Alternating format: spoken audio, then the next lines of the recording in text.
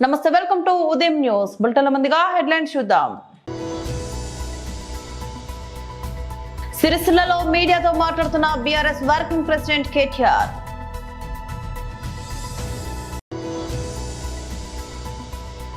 నెల్లూరు జిల్లా అధ్యక్షులు మాజీ మంత్రి కాకాని గోవర్ధన్ రెడ్డి ప్రెస్ మీట్.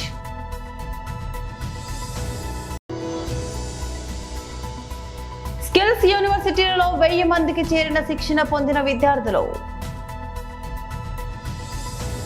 సిరిసిల్లలో మీడియాతో మాట్లాడుతున్న బీఆర్ఎస్ వర్కింగ్ ప్రెసిడెంట్ కేటీఆర్. కేసీఆర్ గారి ఆలోచన ఇక్కడి నేత కార్మికులు ఆసాములు కావాలి, వర్కర్ ఓనర్ కావాలి, ఎన్ని రోజులు వేరే వాళ్ళ కింద పనిచేయాలి, మీరు ఇంకో 10 మందికి ఉపాధి ఇచ్చే వాళ్ళుగా తయారు కావాలి, ఇక్కడి పరిశ్రమ విస్తరించాలి, సిరిసిల్ల కూడా ఒక తిరుపూర్ మాదిరిగా 1000 కోట్ల వస్త్ర ఉత్పత్తులను తయారు చేసే స్థాయికి చేరాలన్నది కేసీఆర్ గారి ఆలోచన. ఇవాళ వారి ఆలోచనకు అనుగుణంగానే అపారెల్ పార్కులో 2 పరిశ్రమలు మేమే తీసుకొచ్చాం. గ్రీన్ నీడిల్ అనే పరిశ్రమ, అక్కడ ఇవాళ తయారయ్యే ఉత్పత్తులు న్యూయార్క్ పోతా ఉన్నాయి. అట్లాగే పక్కనే ఉండే టెక్స్పోర్ట్ అనే పరిశ్రమ, అందులో కూడా ఇవాళ దాదాపు 2000 మంది మహిళా సోదరిమణులు పనిచేస్తా ఉన్నారు. మా ఆలోచన ఇక్కడ ఏముండే అంటే, ఇక్కడ దాదాపు కనీసం ఒక 1500 మంది మా నేత కార్మికులు ఆసాములు కావాలి. పక్కన అపారెల్ పార్కులో ఒక 25,000 మంది మా ఆడబిడ్డలకు ఉపాధి కలగాలని చెప్పి 200 ఎకరాల్లో ఇంత అద్భుతంగా మేము ఈ కార్యక్రమాన్ని తీసుకున్నాం. ఇవాళ రాష్ట్ర ప్రభుత్వాన్ని నేను సిరిసిల్ల శాసనసభ్యుడిగా నేను డిమాండ్ చేస్తా ఉన్నా బీఆర్ఎస్ తరఫున, మీరు సంక్రాంతి లోపల ఈ వర్కర్ టు ఓనర్ అనే కార్యక్రమాన్ని వెంటనే, ఇప్పటికే 2 ఏళ్లు తాత్సారం చేసిండ్రు, మీరు 2 ఏళ్లు పూర్తి స్థాయిలో ఈ పథకాన్ని నిర్వీర్యం చేసే ప్రయత్నం చేసినారు. ఇకనైనా మీ మొద్దు నిద్రల నుంచి బయటికి రండి, వెంటనే సంక్రాంతి లోపలే ఈ వర్కర్ టు ఓనర్ అనే పథకాన్ని స్టార్ట్ చేయాలి. దానికి తగిన మొత్తంలో పూర్తి స్థాయిలో పవర్ లూమ్ సబ్సిడీ మీద కొనడానికి గతంలో ఏ ప్రణాళికలు అయితే ప్రభుత్వం రూపొందించిందో దానికి అనుకూలంగా వచ్చే బడ్జెట్లో కూడా డబ్బులు పెట్టాలి. మీరు సంక్రాంతి లోపల లిస్టు ఫైనల్ చేసి ఆసాంలకు గనక మీరు లెటర్లు కేటాయించకపోతే సంక్రాంతి తర్వాత వెంటనే మా పార్టీ ఆధ్వర్యంలో సిరిసిల్లలోని నేతన్నలందరినీ ఇక్కడికి తీసుకొచ్చి, నేత కార్మికుల్ని ఇక్కడ తీసుకొచ్చి, ఎవరి కోసమైతే కేసీఆర్ గారు ఇంత పెద్ద కార్యక్రమం తీసుకున్నారో దాన్ని నిర్వీర్యం చేస్తున్న కాంగ్రెస్ ప్రభుత్వ వ్యతిరేక విధానాలకు, నేతన్నలకు వ్యతిరేకంగా చేస్తున్న ఈ విధానాలకు నిరసనగా ఒక మహాధర్నా కార్యక్రమాన్ని ఇక్కడే చేపడతాం. దాదాపు ఒక 10,000 మందితో మొత్తం సిరిసిల్ల పట్టణాన్ని కదిలించి ఈ కార్యక్రమాన్ని తీసుకుంటాం. అపారెల్ పార్క్ కూడా ఇవాళ కొత్త పరిశ్రమ ఒక్కటి కూడా రాలేదు 2 ఏళ్లలో.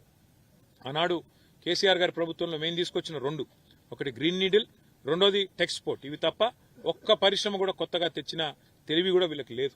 దాంతోపాటు ఇక్కడ ఈ మొత్తం షెడ్లన్నింటినీ కూడా ఈ రకంగా నిర్వీర్యం అయిపోయే విధంగా, గాలికి, వానకు, ఎండకు, ప్రకృతికి ఇడిచిపెట్టి కనీసం మెయింటెనెన్స్ కూడా లేకుండా అధ్వాన పరిస్థితిలో వాళ్ళు ఏదైతే ఈ 400 కోట్ల ప్రజాధనాన్ని వృధా చేసే ప్రయత్నం చేస్తున్నారో, వెంటనే ప్రభుత్వం మొద్దు నిద్ర నుంచి మేల్కొని ఈ విషయంలో ఒక నిర్ణయం తీసుకోవాలి.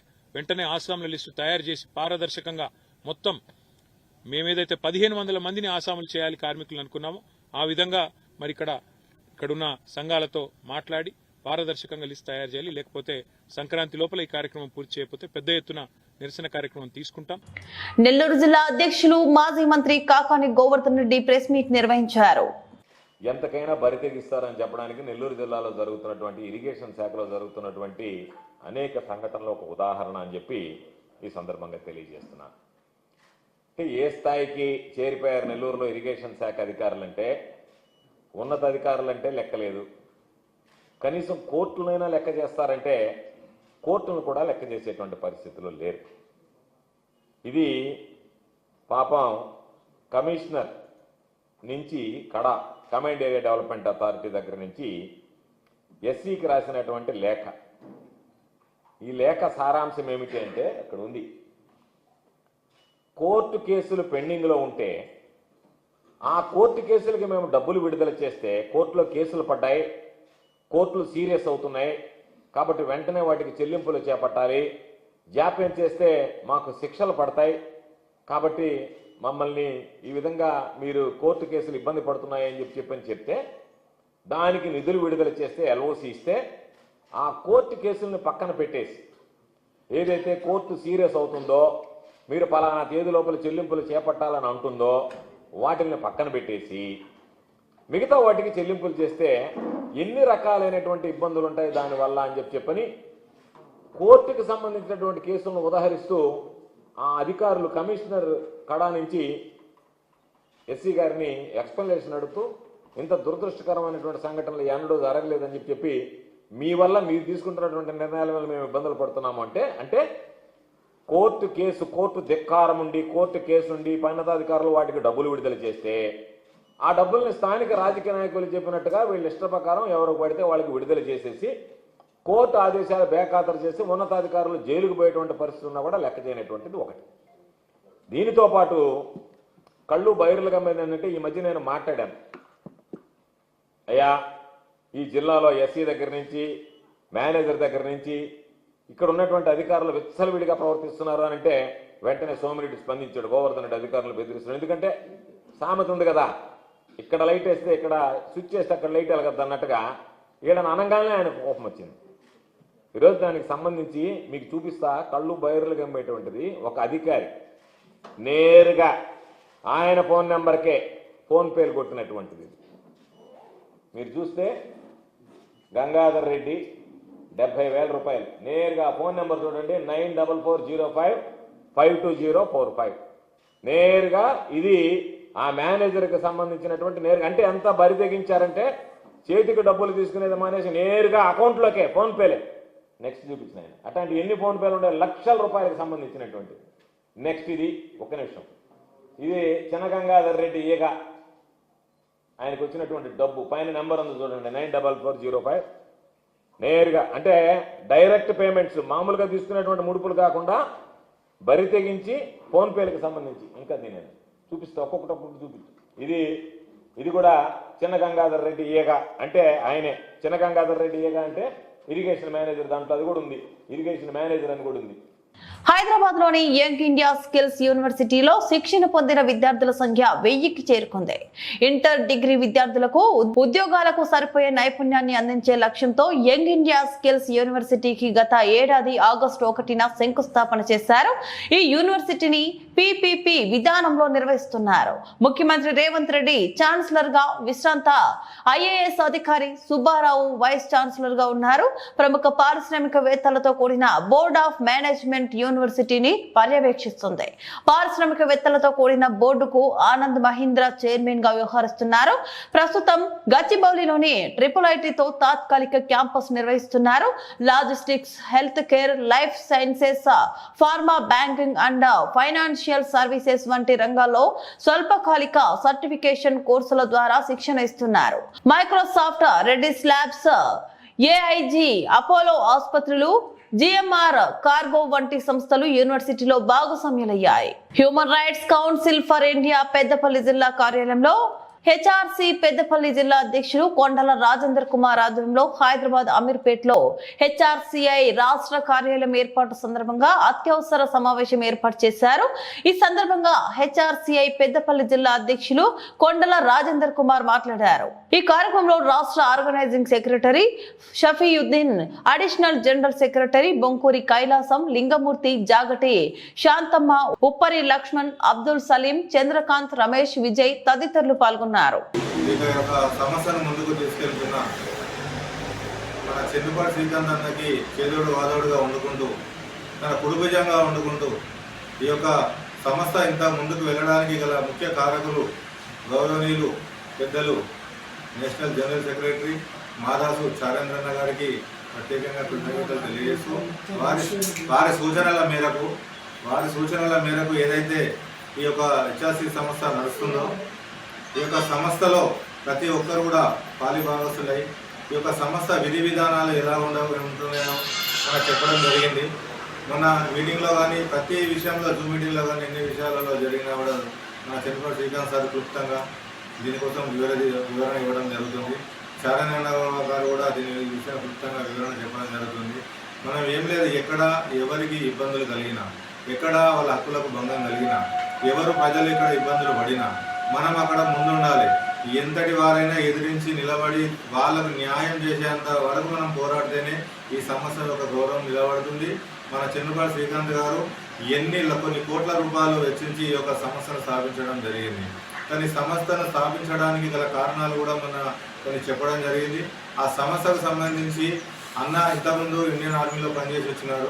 తన హెల్త్ సహకరించకపోవడం వల్ల దానికి 10 సంవత్సరాలు అలా సర్వీస్ చేసి రిటైర్ తీసుకొని అన్న ఇంట్లో ఒకటే కూర్చోవడం కాకుండా తను 10 మందికి సేవ చేయాలనే ఒక ఆలోచన, మంచి ఆలోచనతో నేను ఈ ప్రపంచంలో జరుగుతున్న ఈ దేశంలో మన ఏరియాలో జరుగుతున్న ప్రతి ఒక్క సమస్యలను కూడా చూసి ఈ కోర్టు కాడ కానీ పోలీస్ స్టేషన్ల కాడ కానీ ఎక్కడ కూడా ఈ యొక్క రెవెన్యూ డిపార్ట్మెంట్లో కానీ ఎక్కడైతే అవినీతి జరుగుతుందో అవన్నీ కూడా గమనించి నేను ఖచ్చితంగా నా వంతు కృషి నేను చేయాలి, ఖచ్చితంగా జనాలకు నేను న్యాయం చేయాలి, ఎక్కడ అన్యాయం జరిగినా అక్కడ నేను ఉండాలి అనే ఒక పట్టుదలతోటి ఒక సంస్థ స్థాపించడం అంటే అంత ఆశామాది కాదు.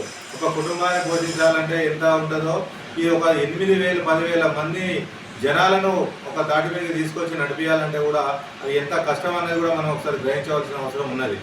అదేవిధంగా తను ప్రజలకు సేవ చేయాలనే ఒక మంచి సంకల్పంతో తను వచ్చిండు కాబట్టి ఈరోజు ఈ యొక్క అతని వెనుక ఇన్ని వేల మంది నడుస్తుంటారు అని అంటే దీంట్లో న్యాయం లేకపోతే ఎవరు కూడా రారు. మనకు ఎన్నో ఎన్హెచ్ఆర్సీలు కానీ హెచ్ఆర్సీలు కానీ ఎన్జిఓలు ఎన్నో ఉన్నాయి. మనది ఎన్సిటీ రిజిస్ట్రేషన్, ఢిల్లీ రిజిస్ట్రేషన్, ఇది మనకు వెబ్సైట్ ఉంటుంది. మనం ఎవరైనా కూడా మీరు వెబ్సైట్ ఓపెన్ చేస్తే మా ఫోటోలు సహా అందులో కనబడతాయి, మీరు పూర్తి స్థాయిలో ఎంక్వైరీ చేసుకోవచ్చు. దీని విషయంలో మేము ఖచ్చితంగా శ్రీకాంత్ సార్ గారు ఇచ్చిన ఆదేశాలు ఏవైతే ఉన్నాయో తూచా తప్పకుండా వారి కోరికలు ఏవైతే ఉన్నాయో తన ప్రజలకు ఎలా సేవ చేయాలని దృక్పథంతో ఈ యొక్క సంస్థను స్థాపించిండో అవన్నిటి కూడా ఆయన కళలు నెరవేరేలాగు ప్రతి ఒక్క విషయంలో కూడా తను వెన్నంటూ ఉండి తన అడుగులో అడిగేసి మేము ప్రతి విషయంలో అందరికీ ప్రజలకు సహాయ సహకారాలు అందిస్తామని చెప్పేసి ఈ సందర్భంగా మీ అందరికీ తెలియజేస్తున్నాను. అదేవిధంగా మాకు తెలంగాణ స్టేట్కి జనరల్ సెక్రటరీగా మాకు వీరన్నను పరిచయం చేయడం జరిగింది. తను ఒక మంచి వ్యక్తి, తను మాకు సూటబుల్ క్యాండిడేట్. తను ఎక్కడ అన్యాయం జరిగినా అతను అసలే చూస్తూ కూర్చోలేడు. ఎంతటి వారినైనా ఎదిరించి నిలబడే కెపాసిటీ ఉన్న క్యాండిడేట్. అతను డబ్బు కోసం కూడా ఆలోచించాడు, దేనికి భయపడాడు. మంచి ఒక వ్యక్తిని మాకు ఈరోజు తెలంగాణ స్టేట్లో జనరల్ సెక్రటరీగా మాకు ప్రమోట్ చేసినందుకు మరొకసారి మేము శ్రీకాంత్ అన్న గారికి, చారేంద్ర అన్న గారికి మనస్ఫూర్తిగా ధన్యవాదాలు తెలుపుకుంటున్నాను. అన్న మేము ఇక్కడ ఉన్న 33 జిల్లాల్లో ఉన్నటువంటి మేమందరం కూడా మేము వీరన్న గారి ఆధ్వర్యంలో మేము పనిచేస్తామని చెప్పేసి ఈ సందర్భంగా తెలియజేస్తున్నాను. అతన్ని కలుపుకొని మేము ఇక ముందు రాబోయే రోజులలో మేము మా తెలంగాణలో కూడా మేము ఒక ఐడియాలను పెంచుకుంటూ మేము ఇక్కడ సేవా కార్యక్రమాలు కానీ ఇక్కడ ఎవరికి ఇబ్బందులు ఉన్నా వాళ్ళకి ముందుండి మేము అందరం కూడా మమ్మేకమై మాకు ఇక్కడ ఉన్న టెంత్ కూడా మాకు చాలా మంచి వాళ్ళు దొరికిండ్రు. మేమందరం కూడా ఈ యొక్క సమస్యను ఏదున్నా కూడా ముందుకు తీసుకెళ్ళి ఏ ప్రాబ్లం ఉన్నా దాన్ని సాల్వ్ చేసి మేము అన్ని క్లియర్ చేస్తాం, ఎలాంటి మచ్చ రానియకుండా హ్యూమన్ రైట్స్ను ముందుకు తీసుకెళ్తామని చెప్పేసి ఈ సందర్భంగా తెలియజేస్తూ మాకు అక్కడికి వెళ్ళిన వాళ్ళకు కూడా మంచి గౌరవం ఇవ్వడం జరిగింది. ప్రతి ఒక్క విషయంలో కూడా మమ్మల్ని మంచిగా ఆహ్వానించి రిసీవ్ చేసుకున్నాడు వీరన్న. మా అందరికీ కూడా సఫిషియెంట్గా ఎలాంటి లోటు లేకుండా చూసుకున్నందుకు కూడా అందరూ కూడా ప్రత్యేకంగా కృతజ్ఞతలు తెలియజేస్తూ ఈ యొక్క సమస్యను ముందుకు నడిపిస్తున్నటువంటి ప్రతి ఒక్కరికి పేరున ధన్యవాదాలు తెలుపుకుంటూ ముగిస్తున్నాను. Thank you. తాడ్వాయి మండలం ములుగు జిల్లా మేడారం శ్రీ సమ్మక్క సారలమ్మ మహాజాతర దృష్ట్యా మేడారం పరిధిలో నూతనంగా నిర్మించిన నార్లపూర్ పోలీస్ స్టేషన్ ను రాష్ట్ర మంత్రి దర్శరి అనసూయ సీతక్క ప్రారంభించారు. ఈ కార్యక్రమంలో జిల్లా collector Diwakar TS, SP Sudheer Ramnath Kekan పాల్గొన్నారు. మంత్రి సీతక్క మాట్లాడుతూ ఈ పోలీస్ స్టేషన్ ప్రజలకు, భక్తులకు, గుత్తికోయ గిరిజనులకు అందుబాటులో ఉండి శాంతి భద్రతల పరిరక్షణకు ఉపయోగకరంగా ఉంటుందని తెలిపారు. మహాజాతర సమయంలో భద్రత, ట్రాఫిక్ నియంత్రణ, వేగవంతమైన పోలీసు సేవల్లో కీలక పాత్ర పోషిస్తుందని పేర్కొన్నారు.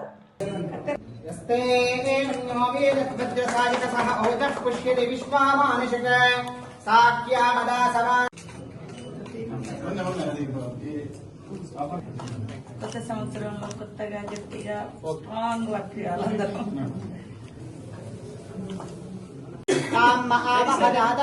లక్ష్మీమనపగామిని యస్యాం హిర్నవానాం గ్రహాణాం అత్యంత ఆనుకూల్యతా ఫల సిద్ధే. ఓం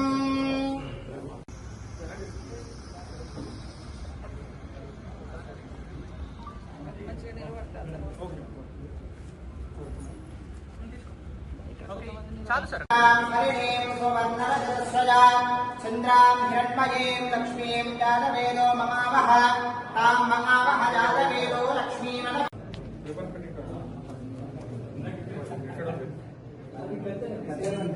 यस्ते नो वेदभद्रसायकसः ओजः पुष्यति विश्वामानुषक साक्ष्यामदा सवा కొత్త సంవత్సరంలో కొత్తగా గట్టిగా స్ట్రాంగ్ వర్క్ చేయాలందరూ. ताम् महावहजातवेदो लक्ष्मीमनपगामिनीम् यस्याम् हिर्नवानाम् ग्रहाणाम् अत्यन्त आनुकूल्यता फलसिद्धेन ॐ రైల్వే ప్రయాణికుల రక్షణతో పాటు నేరాల నియంత్రణకై జీఆర్పీ పోలీసులు పగడ్బందీ చర్యలు తీసుకుంటున్నామని రైల్వే ఎస్పీ చందన దీప్తి పేర్కొన్నారు. బుధవారం లాలాగూడలోని రైల్వే ఎస్పీ కార్యాలయంలో జీఆర్పీ యాన్యువల్ సమావేశం నిర్వహించారు. 2025వ సంవత్సరంలో జీఆర్పీ పరిధిలో జరిగిన క్రైమ్లు, రికవరీలు, నేరస్తుల అరెస్టుకు సంబంధించిన వివరాలు వెల్లడించారు.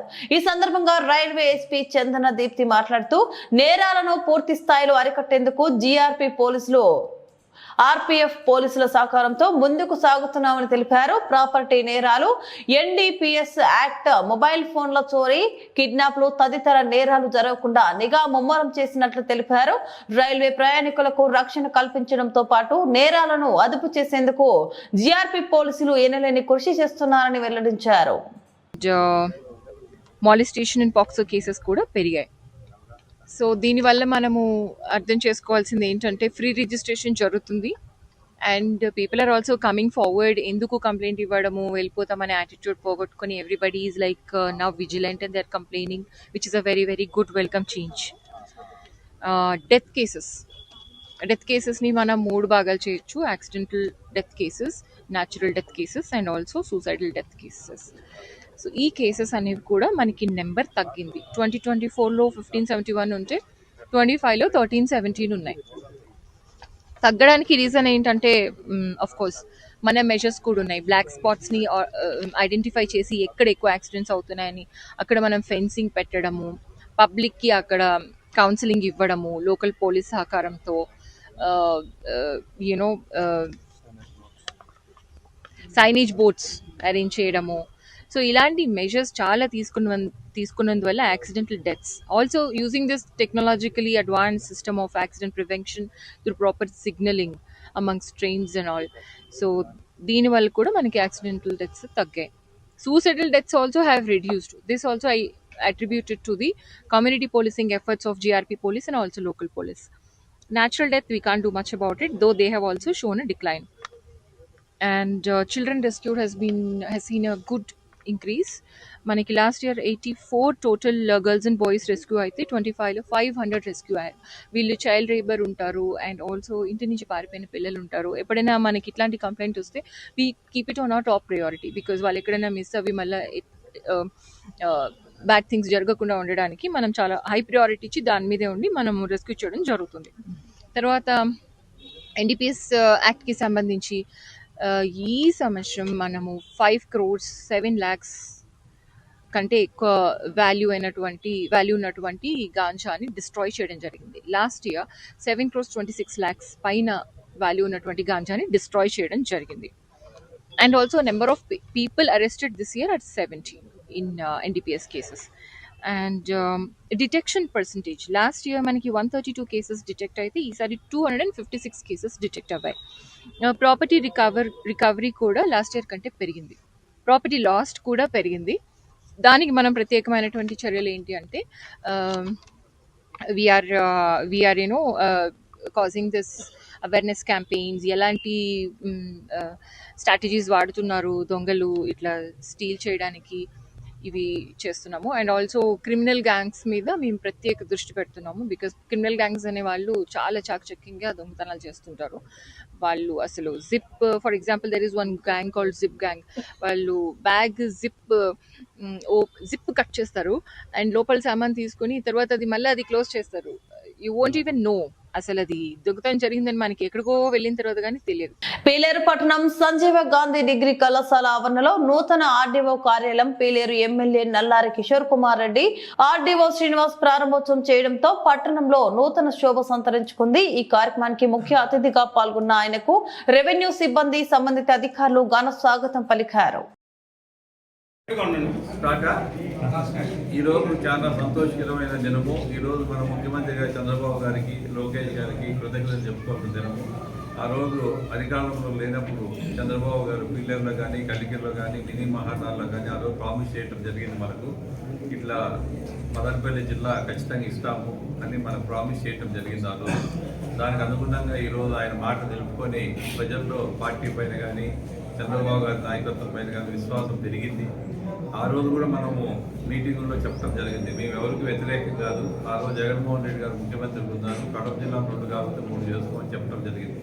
ఆ రోజు కడప జిల్లా నాయకులు కూడా స్టేజ్ పైన ఉన్నారు. ఆ రోజు ఎవరైతే కడప జిల్లా నాయకులు ఆ రోజు తెలుగుదేశం పార్టీలో నాయకులు అందరూ స్టేజ్ పైన ఉన్నారు. నేను మాట్లాడినప్పుడు మనము కడప జిల్లాకు వ్యతిరేకం కాదు, 2 కాబట్టి 3 చేసుకోండి, మీరే ముఖ్యమంత్రి, మా జిల్లా మాకు కావాలా, చిత్తూరు జిల్లాలోనే మేము ఉండాలా అని ఆ రోజు మా కోరిక. ఈరోజు మదనపల్లి చరిత్ర ఉండేది. 1911లో చిత్తూరు జిల్లా ఫామ్ అయితే సబ్ డివిజన్ కూడా అప్పుడే ఫామ్ అయింది మదనపల్లి. తర్వాత ఎన్నో కాలాలు కుప్పము, పొలంనేరు కూడా సబ్ డివిజన్ మదనపల్లి. ఇండియాలోనే బిగ్గెస్ట్ సబ్ డివిజన్. ఎప్పుడు ఐఏఎస్ ఆఫీసర్, ఐపీఎస్ ఆఫీసరే పోస్టింగ్ మదనపల్లి. 31 మండలాలు మదనపల్లికి ఉన్నాయి మొత్తంతా కూడా. ఆ రోజు కాబట్టి వైసీపీ టైంలో కొంచెం ఇబ్బందికరమైన పరిస్థితి వచ్చింది. ఈరోజు మళ్ళీ అది రెక్టిఫై చేసి అందమైన జిల్లాను పేరు పెట్టి, దేవుని పేరు, ఒక ప్రాంతానికి సంబంధించిన వ్యక్తి కాదు అన్నమయ్య. ఆయన వెంకటేశ్వర స్వామికి పరమ భక్తుడు. ఆయన రాజంపేట ఉన్నా, నేటివ్ ఉన్నా కూడా అందరికీ సంబంధించిన వ్యక్తి అతను. కాబట్టి ఈరోజు అన్నమయ్య పేరుతో మదనపల్లి జిల్లా స్టార్ట్ చేసి ఈరోజు కూడా పెద్ద ర్యాలీ చేయడం జరిగింది. బులెటిన్ ముగించే ముందు మరోసారి హెడ్లైన్ చూద్దాం. సిరిసిల్లలో మీడియాతో మాట్లాడుతున్న BRS working president KTR.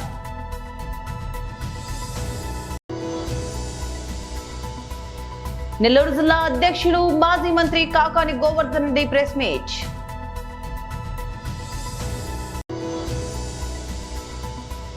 Skills యూనివర్సిటీలలో 1000 మందికి చేరిన శిక్షణ పొందిన విద్యార్థులు. ఇవి బులెటిన్ అప్డేట్స్. మరో బులెటిన్లో మళ్ళీ కలుద్దాం. అంతవరకు సెలవు. నమస్తే.